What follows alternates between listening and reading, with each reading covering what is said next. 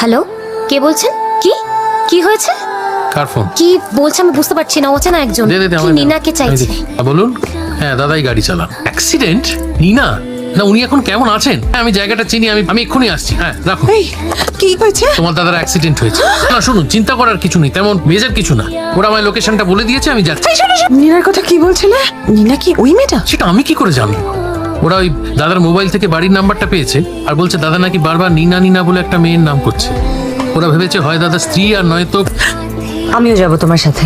না নন্দিতা, তুমি বুঝতে পারছো না, মানে ওখানে ঠিক কি সিচুয়েশন আমরা তো জানি না। আমি গিয়ে আগে দেখি, তারপর। প্লিজ আমাকে নিয়ে চলো, আমিও যাব। কোন মুখে যাবে গো? দেখছো তো আমার ছেলে পাগল পাড়া হয়ে গেছে, একটা অঘটন ঘটেছে। এই সব সব কিন্তু তোমার জন্যে। আরে দাঁড়িয়ে আছো কেন? যাও।